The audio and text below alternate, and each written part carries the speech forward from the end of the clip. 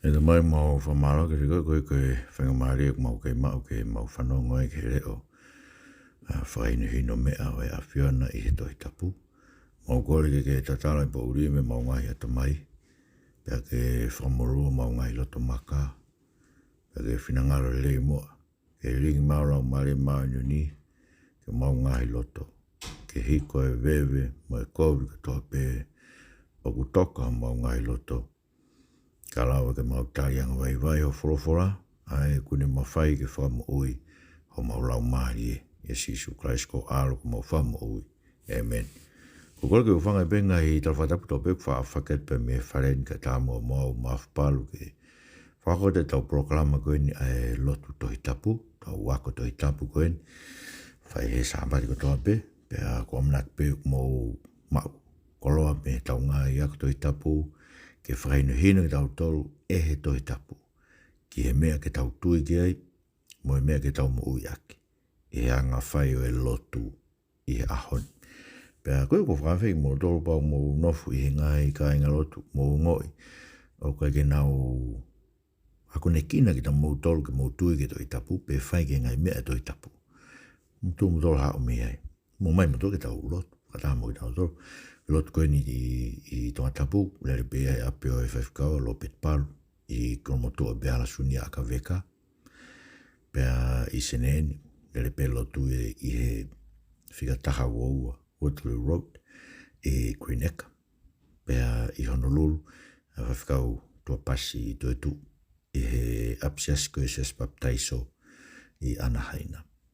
Ko whaamau ke whawhi mo tolu toa beu mo ngoi. Mo nofu ngai whetu i kai ako i mo tolke mo tui ke wholofola e o tua. Pea ke mo muia ke wholofola ko ia. Mutu mawai me ko i kai ke tau hao, kai ke mo hao. Ko i ko mo nofu ngai whetu ko ia. O ku nau talangata ke he toi tau. Ko mea u tau tokangai, tau whanonga he toi Hepelu. Na tau lere mai toi sere mai ia. Pea hiki mai ni ke toi Hepelu. Pau tau whanonga mai ni ku tau ani ke wahe tolu ko Hepelu. Pau ne whakatokanga mamafa ki tau tole mea ko ni ko talanoa ke ai. Ai mahu inga ke oua na whakawhewheka o tau loto ke wholofola au tau otua. Oua na whakawhewheka o tau loto ke wholofola au tau otua. Pe wai mea e wha. Ko tō mai me toi Hepelu vai tolu ke whainuinu ki tau tolu.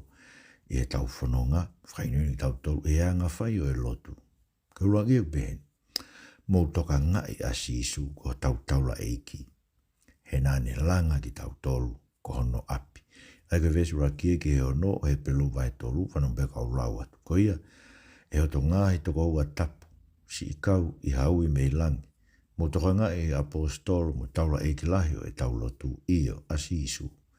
E ne loto tō ke te ia na ne ngau hia o hangefo ki na he loto tō a mo sese apiko tō e ne awhio.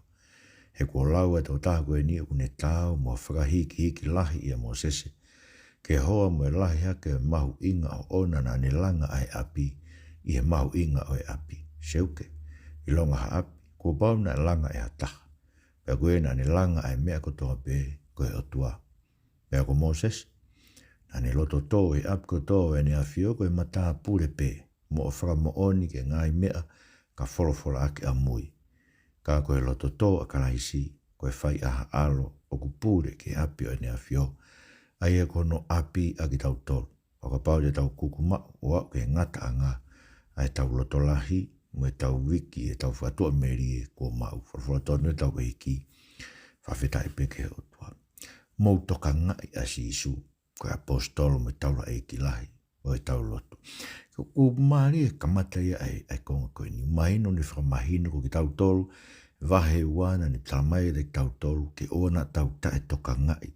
Ai fu whakamo ui o pehe whau, ai na e tala whono mai ak e si Isu Christ. Isu teanga maranga e whakamo ui koe ni tau inasi ai, whakamo ui o fu pehe whau kono, whakamo ui ki tau tolu, more tau ngahi ang hala, pia veteangi ki tau tolu, me he pōpūla, ke manawahei, ke mate, ke kaikoi e pe, ne hoko ko tau taula i ki lai, ke tokoni ki tau tolu, e taimi koe whai e tau ngahi, ahi. Ka une whamahino mai i e vesi urake vai tolu. Koe si ngahi toko ua tapu ki tau tolu. Koe kau ui mei langi. Ai mawinga me te whaukau koe ia. Koe whetu ui ma ki tau tolu mei ai, koe ke ui tau tolu he siasi, koe ui mei maamani, peke tau mo ui maamani, o nge koe ahoni o ngoi koe. Meu tau wharea ke ai, koe ngāwe whakalotu, me ngāwe whakawhaiwhekau e ahoni, koe ngāwe whamaamani pe. Koe ke ha whakaukau e ki langi. Pe ke tonu ke president, tonu ke kauwhaiwhekau pūre, tonu ke ai mo ai. Whaibe ngāwe koe tau pe maamani, koe kakai pena e ui maamani, ke nofo pe maamani, mate ai pe maamani. Koe tau tolo ke kai kua ui mei langi. Ui tau tolo mei langi ke tau alu ke langi. Tau tau se vai tātaha, tora mai, mea na hau ke ai palahame.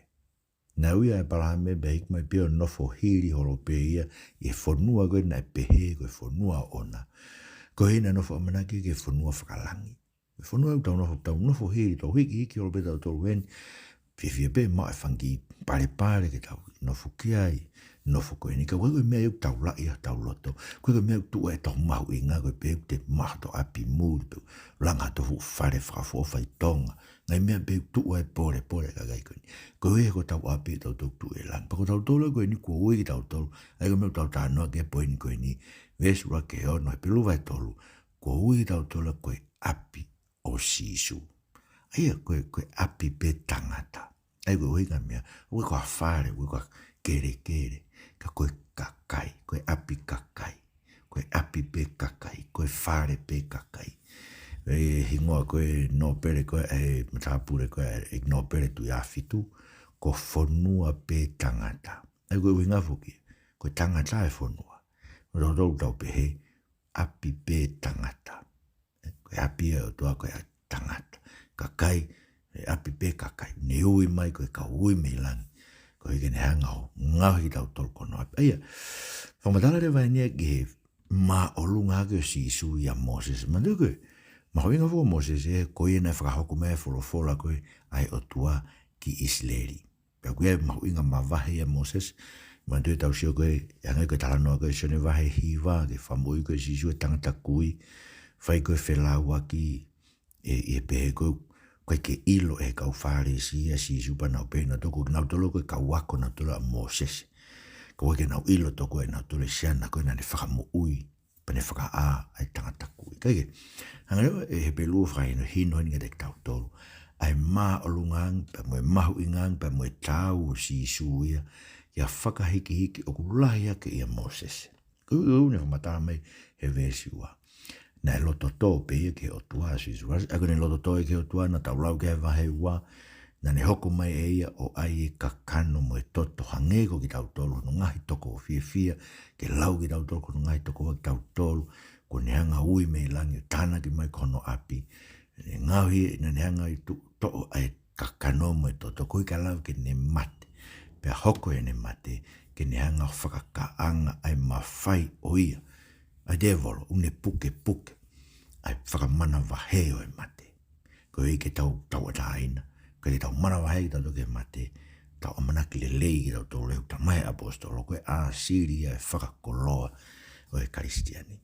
Ka koe loto tō e si Isu Kraisi, nei pehene loto tō na ne tuku i foia, koe ke ne lawa o whai e whakamore tau ngahi angara, whakale lei ma tau tolu mo e otua, pe ne tui hoko tau tau la e ki lai koe ngai mea ne ahi ia.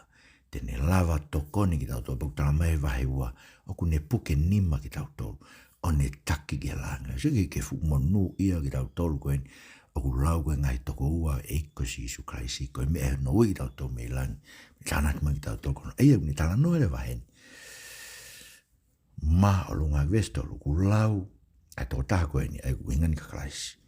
Oku ne tau mua hiki lahi ia Mosese, ke hoa mo e lahi hake o e mahu inga o ona, na ne langa ai api, e mahu inga api. Mahina pepe, koe api o tuana tohanga e Moses ko Mosese, tau lau ke koe matapure pe ai o tuana ne tohanga ai api.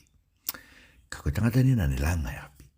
Sisu ne langa ai maduini, e ne wholofolo koe i he matiu wa taono, pe si taono me tawitu ni pe, angoe pita koe taango, ko koe, koe misa ia, koe alo koe o tuape, rola Sisu, te ulanga au sia funga maka. Koe sia o tua, koe api o tua kono sia, ne langa hono api. Pako Sisu beu ne ke langa hono sia ai sia stap mo tape ko te tau sio e vai tahaua o uhinga e ke sias whakalangi. Sias tai ha mai u kau ke ka kai ko tō peu nau tui ke eiko si sukraisi ko ui nau tō meilangi ko no ngai toko ua pa kune puke ni mai ki tau tolu o ne taki ke langi ia. Ko ka kai e ulau ko no api. Ai a koe ne langa ai api. Mauinga be api, mauinga be ki tau tolu mauinga ki tō tako na ne langa ai api. Seuke vesfa ilonga ha api ko pau ne langa ya taha pe koe na ne langa me ko to pe ko to mai no pe ko to ne langa me ko to pe ana ne tuku ke asisu ke ne langa ahono api ko tau to pa mo se pes ni mai na lo to e ko to pe ne afio ko mata pure pe o fa mo on ke ngai me ka flofla ka mo ma de tano ke no me pa ta hawa ki anga tu ko Miriam me pe mo elone ona pe to ko na kai ke flofla pe to e mo se te flofla ngai tek nau pa haere mai atua o nau tu patangi o tua mo na tonu ke mo whakapapa ke te mai ko mo se koe uhi ko whitaula ke mo se koe mata ke mata ngutu ke ngutu se koe mau inga mo se mahiki hake ia elone mo Miriam na ma ko toa pe tu ngai awe o tua ka koe totahe ka koe neu tala mai koe mata pure pe ko mego ne tala ki e awe e hau e totahe koe ni parofita hange koko e tala koe te tala no vai ta valu. Ko ia e whanongo ki ai tene mo ui. Ei koe ni, tala mai koe whakahiki ki ko sisu tāu ke whakahiki ki. He koe pūre o api, vesi ono, e loto toa karaisi, koe whai haalo oku pūre ke api o ene afio. Ai e kono api e ki tau tō, whai se koe vesi ono. O ka pau, te tau kukumau, wau ke ngata anga, e tau loto lahi, me tau wiki, e tau whatua meri e komau, e koe whakaukau, tau kukumau, e tau loto lahi. Loto lahi a, loto lahi i e ilo pau o ku taki ki tau tolu e eiki ki langi. Mo e tau wiki, i e whakatua meri e koe ne taki ono kakai ki langi ia, pa koe tene maa ke ne lau ko ki tau tolu, ko no ngahi toko ua ki tau tolu, ko ne whanau ki tau tolu, aina rau sio ke vahe ua o Hepelu, pa hoi tala mai, ko no api ki tau tolu, ne langa ki tau tolu, ko no api, koe ke ne teu ia ki tau tolu. Hoko e ne teu e o tala mai, kono api ki tau toka pa te tau kuku mau au ke ngatanga e tau loto lahi, mo e tau wiki e tau whakatoa meri ko mai ko me mau inga e te tau puke mau. O au ke ngatanga e tau loto lahi, tau ilo ke tau whanonga ku whai ke whanonga ke ranga, e ko wham ke urea ke kakai ko tai pau pe mo ui, o mai pe ke lotu ka toku au tai pe ke ilo au pe te alu ki whe kumate, ko kakai mo tolu au heri. Kakai ko he vani, unau loto toa, unau ilo, o puke ne mai nau tō Christ pa kune taki ki tau tolu ke mo ui. Ko whakatoa meri e tau mau o ko amanaki a Hepelu ko whakaloto lahi kune whai ki tau lawa puke mau e whakaloto lahi me whakatoa meri e ko ia. Kai oua kua o si. Ego, kono whakako me ke te ki tau tolu, pe kulanga ki tau tō Christ kono api. Ke ne pūre ke te ki tau tolu. Ka inga, whai ngofua o pe tō pe ia, ne pekia sisu ngahi yang hala. Kwa nge peka te au pe peka kaya iyo ne pekia sisu ngahi yang hala. Ko ike whai te ria peo na whalere e kumo ui. Kena keke uinga pena. Uinga ne pekia ko iko ki tau tolu. Kene tānak ma ki tau tolu kono api. Kene ngauhia ki tau tolu kono api. Kono kakai ki tau tolu. Koe api ki tau tolu oe otua. Ni teu i ki tau tolu. Koe ke tau whiunga mai api koe nane alo teu. Koe ia aho tene hau ke api koe ni o api ki tau tolu. Ke api pako tau nofo koe he api koe ni. Koe nofo e kakai ulo toto unau ilo pau. O nau api koe e langi koe koe ha. Koe unau ilo koe palo mesma kasi koe une puke ni mai ki tau tolu. O ne taki ki tau tolu ke api koe aha koe tau api. Pa mau inga ke tau puke mau. Ai koe whakaloto lahi koe nuk whai. Ke tau puke mau. Ke o te tau lia ke ulahe ngai ai. Ke ri aki. Ai loto lahi koe ia. Ne ngau ki tau tolu. Ne teu ki tau tolu. He api koe ne teu ma tau tolu. Kono wa. Whakakau na ua koe me Hepelu vai tolu ves fitu e ke tataha o pehen. Mō toka ngai a sisu ko tau taula eiki. Ke oua na a tau hange koe mea ne whai i whakahou hau. Ves fitu e ke tataha. Te whamtari whakahou hau mea na hau koe toafa. Aho e na tutune e otua ke te kinau tolu. E ikai hu hataha o kinau tolu nai hau. Me ispite. Ngata pea sio siua. Pea mo kerepi. Whanu pe kaloa te vesi fitu ke tātaha Hepelu vai tolu. Koe hange koe wholofola e lau maare maa onioni, koe ahoni pe ka pau te mō whanongo ki hono leo. Oua nā whakawhewheka ho mō loto, o hangi koe ne whai I whakahouhau, o tatau mai aho o ahi I he toa wha, aia nei ahi au e ho mō ngai kui he na wala ki mai. O nau mamata ke ngai ngā ue o whangofu tau. Koe na aku ita ke tau tangata koe ni ope he, o ku nau he ma uai pe I o nau loto. Pena I kai tena wa usia ai ilo I o ngai alunga, ae ni fuakawa I he kuita, koa we ha nau hou ke o ku māloro anga. Profotone tau eki, whawheta I begi o toa. Mea mahuinga he ni koe wholofola ai toi tapu, koe wholofola ai lau mari maño, ni ko rea mau pe ke kau mau visone, mai kau pe koe ahoni toku oia, Io ne hao si sio pa tamai alue ka o mai lau mare ma o nyoni o hange toku ai hao lau mare ma nyoni o rea mai ha mea ke. Ko whambe ke o ki mo tolu ke oua te mo mui pe ko inga hao pe taimi e iku pe te ke loi. Ko inga hao ke whakaama o pe koe ke hao visone fo o me lau mare ma ni ka kou taat ka mo tolu mo foki mai ke toi tapu koe fola e lau mare ma. Sike ves fitu Hepelu vai tolu. Ko ia hange koe wholofola ai lau mare maño. Si mahina o me te wholofola ai lau mare maño ni. Ko whe. Ko toi tapu. Aia koe mea kotoa peo ku mou mau visone pa taramai kurea mai eiki o ku tau ke sivi a ke toi tapu. Ko ia te mou alu he. Na taki he iki mou tolo mou loto kovi, mou ngai whakakaukau, mou viviri ke aha mou whainga tuunga langi o pehe tokua, o ki makehe ki mou tolo me toenga mau tolo koe ne kau kristiane, whorafora hanga tonu mai e ki a te mou tolo he lau mari. Ko whorafora hanga tonu ne o tua ke te tau tonu lau mari manu ni o whai I he tohi tapu. Po suka ne whorafora ni koe ahoni pe, ahoni, ainu ke whanongo mai ke reti o ke tau proklama koe ni, pe ke whanongo mai he interneti pe koe. Koe ahoni pe, ka pau te mou whanongo ki ono reo. He reo e o tua koe nu whahaongo mai ke te tau tolo e toi tapu. Oua nā whakawhewheka ho mou loto. So, oku ilo he lau mare maño ni e paropare ma koe ni. Oku tau whanongo pe ke reo e o tua ka kua whakawhewheka ho tau loto o tau to. He ku tau ke whakamolu ho tau loto. Hange koe ne whai I whakahouhau. Hango tara noa ko whakahouhau koe toa wha. Ko me ripai, eksoto vai tā fitu. No mipa vahewa noa, tala noa I ke launga ai kakai ka Moses ko kai ke Hawaii pa nau pe tokua. Ke tawanga ahi e o tua. Na koe koe I o tau lotorotonga. Ke si o whainga tai tui pehe. O si e wholofola o tua koe te ave ki motu nau sio ke skaina ai pou ao ha I he aho mo e pou afi ha I he pou uri o tataki ki nau tau pa nau kei eke pe nau tau. Mea niu ke tau lotorotonga o te tene lava koa ke ne o mai Hawaii ke tau inu. Pe I koe ke tarangata koa Moses e no mipa vai wanoa.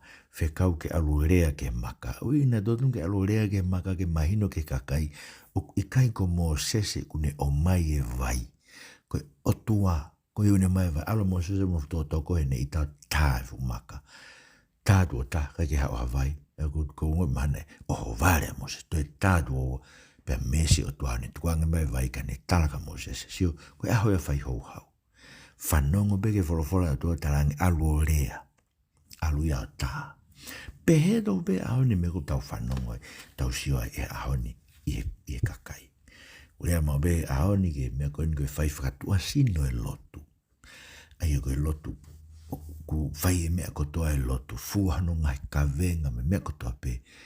O te bebe ki tai e te hao be ki tai. Nei ki tai mnau kamate ko whewhikau ako. Nau tauhe ki kau mātua be e koromotua. Na mau tami koko kei whai ako e Kriskun Charlotte. Pena e tamai whewhikau pūre koe ako e akate au. Ko ngāwe whai koe tauhe ki kau mātua. O koe ke nau maulot nau toka tokua unau fuaka venga pe. Pako mena whai ko takai. I toko whaa koe ni sāpat ko toa pe. Pore e ki nau toke nau tui kasi isu. Koe wehia ke nau huna toke langi. Koe ke nau whai ngai mea koe. Hai koe tau tānoa ni.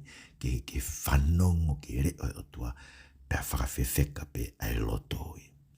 Whakaukau pe ni e te nau whai pena tole ngāwe koe. Aia koe ngahi mea ni whawhewheka ko tau loto e ahoni. Whakawa pe tau tolo tau ngai ngā we.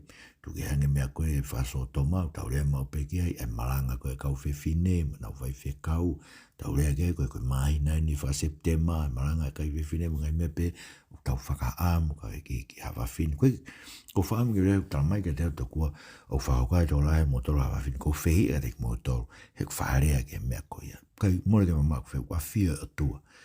Ko whani a te mo tolo, ko tala mea to i tapu, alo lau o lakti motu vahe ua vista tāke tāni maa. Koe ke ilo, koe ke ahau te tu e awha maanga o toa pe wholofola te o toa ka koe nake lau e wholofola. Peke tānga io ka naka te ke whiwhai koe ki. Koe hui e koe mea o ku whakawhewheka o tau loto e ahau. So ka koe mea ku whatokanga. Mana tu koe mea koe ni tānoa ki ai ves fitu e wholofola e lau mari maanyo ni koe mea na hau koe toa whae taimi o Moses. Ai koe whinga a Hepelu ke mahinu ka te tātou ka pau na hanga he o tua o tapui ke hu hata e fu tok tangata ko zeu tala mai na ahi ia na wala ki mai ko nau mamata ke ngai ngawe o fangu fu ita ko ia na ku ita ke tok tangata ko ni ope o ku nau he ma o ai pe i na loto pa ko te nau wa usia i lo i ngai alunga ko haoni ko ke ko he tau ri aki ko to ita ko ke tau i lo ita to alunga to me u mui ke ko ngai alunga pe o tu fa holo a tau sia si pe koe ngai alunga pe iau. Tama he whai whekau ke whai koe ui he koe ke tau ilo e tau tolo. Ai alunga e o tua koe ke tau, koe kai ke tau fie whakaongo, whanongo, ke reo e tua kua whawhewheka o tau loto o tau tolo. Pako seko no palapare mai, he ika ia usia e ataha ia. Ai malolo angata ingata. Kai ngā whai rivia ke tau tolo men koe ui he koe mate ni wha ko toa pe. Kau tala mai ko tau tolo, ko ki tau tolu ko kai fie whakaongo ke reo e o tua, toi tapu. Aini ko tau tala noa ke ai. E kai hua taha ia, malolo angata ingata e o tua. Ko lawe pia, e lawa rei peke ke malanga ko ke whiwhine ko pete ke ai pe koe ufi ho ulu. Kau te kai ke ririu ho mo uia ke whanau i fo o, me loto koe ke whai fie ngai mea koe ni. Koe te ke whai whakakouna pe koe ke whai ho koe mea ni tamai maafparo. Koe ke tala taha mea, koe mea ni aku. Koe mea koe rea koe mea o tua. Koe wholofola e o tua koe whaam. Ahoni pe, whanongo ke rea lau mare maanyo ni. Whawaiwai o roto ke koe hina ita e o tua e toa wha. Fui tau tangata ne hau me ispite na toko ono kilo e tangata. E nau hau me ispite. Ai ka lau me whamampe na toko tamiriona lau me kau whewhine me whanau tamiriona tupu. Nā mate kātou e tau tangata koe e toa wha. Fui toko ua pena e huke. Ke whanua. Ka inga o te mō whasi isi e o hae o tuanu. Oh, tau toko lai tau te ue siri anā me katolika me. He kai whai he o tua mea pe. Ka inga mō wako he mea kou tala noa ke toi tapu. Ka kai ko so toma mo komola. Whauta. Toko tolu pena e hao mai. Ko lote pe mo no ofe fine ua. Ka kai koe lau miliona koe mamani koe kuonga noa. Fui toko walu pe. Oku toko si i pe ka kai unau ilo. Pako mea ko whaamu. Pore mo tu mo tu mawa he mai me. Ngai sasi koe ke nau mui ke mea e tohi tapu. Ui ke te mo hao. Ngai sasi praso toma. Ngai sasi kei ke tau kawe i ai. O kei tau kawe i ai malanga me whawhikawe kai vine. Ko kama ke pore i mo tau mo. Tu mo tolo hao mea ke whahawhio mo ui. He koe utala mai neo fua kawa he ku ita. E kai hua taha i ka kumāroro anga. Ka inga, whairi whie ka te au. E ke hua taha wha wheka noro tō ke reo e o tua toi tapu. Ko reo e lau maare maani oni. Ko tau mamata ke ne ngai whakamo ue kolosi. Tau mamata ke ngai lau maare maani oni. Ko i hao whakamo luo tau loto. Pane ai ke tau loto ke tāmate tau ngahi anga ako tope. Oua nā whakawhewheka o loto i he ahoni ke reo e o tua. Kono tolu. Me pelu vai tolu vesi. Tawa e tani ma mō toka ngai a sisu ko tau taula e kilahi ke oa nā whakawhewheka ha tau taha e kā a ngara. Whanau meka o lau ko ia mō wakai e ka aing na ilonge e ai ha mō toko taha. Ha loto kovi e tai tui aia o ku hiki me o tua o ku moui. Ka mō whengi na ki aki pe o hoko aho pe. Rotonga u kei lau atu koe ahoni. Nā whakawhewheka mō taha i kā a ngara. He ko tau hoko koe kau inasi a karaisi. Ka paua u tau kuku mau o au ke ngata anga. Ai loto pau na tau kamata aki. Aia o ku haa i hono pehe mai. Koe ahoni o ka pau te mo whanonga no reo, oua na whakawhewheka mo roto o hange koe whai I whakahauhau. Whawhara tono tau hiki whakawhetai peke o toa. Oua na whakawhewheka, toa ngai si suko tau tau lai o na whakawhewheka tau ta he kākā. Ai koe ne hangai ni koe e Hepelu o whakahoko mai ke siasi, ai mea na hoko koe whakahauhau. Mō wakai e kai, koe ne rea vesta hawa, ilo ange e a mōtoko ta, na ilo ange a mōtoko ta, haloto koe, he tae tui, ai au hiki me o tua mo. Koe ki foi toko hongo fulu. Me toko tahaua koe na e whekau koe e mōsese ke na wō o asiasi e whonua, whakasio e whonua. Whoki mai koe ia, tui e toko ua, ke rep mo sosiua, foi toko hongo fulu na nau tae tui. Pana ua whee e whakataha anga pei kua ke wholofola e tua, e tau e whanoa mo whanonga e tua whakau ke osio mo tō tangata kato sio. Kai a bea foi toko taha ia ku huha kovi e tae tui e ne mo ui. Bea hiki ia me o tua mo ui. Mana tui ke tau tae tui beke o tua, mo ne wholofola, tau hiki tau me o tua mo ui. Ego me ko kong whamarangai. Ngai sasi koe ni whai e ngai mea koe ni ku tau talanoa ke marangai e au ke mo ui ho ngā ue, mo ui koe ke paptaiso e vailahi, mo ui koe ko lotu kia mere, mo kau sangato. Ngai sasi koe ia, mo whaso toma.